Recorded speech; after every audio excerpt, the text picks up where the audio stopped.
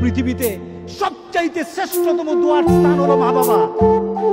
ওই মা বাবা যদি হাত পাতে আরশ পর্যন্ত পৌঁছে যায়, ওই মা বাবা যদি বদদুয়া করে, পৃথিবীর সব তীর সব টার্গেট মিস হতে পারে, কিন্তু মা বাবার বদদুয়া কখনো মিস হয় না, কখনো মিস হয় না।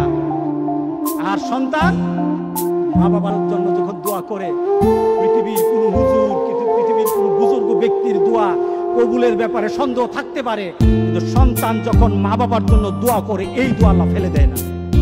সুবহানাল্লাহ। কারণ মা বাবার এই দোয়াটা শিখিয়ে দিয়েছেন আল্লাহ সুবহানাহু ওয়া তাআলা, রব্বির হামহুমা কামা রাব্বায়ানি সাগীরা।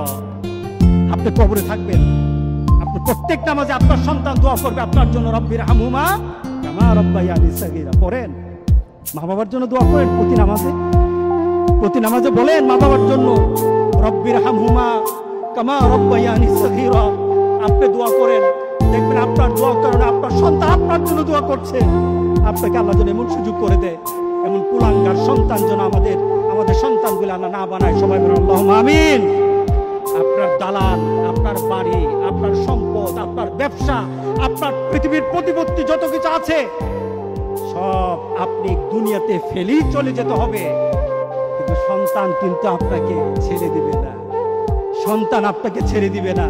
ভালো সন্তান রেখে যাবেন, কবরে শুয়ে শুয়ে আপনার সন্তানের দোয়া পাবেন।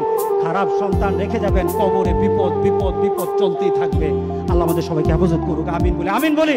আল্লাহু আল্লাহু আল্লাহ।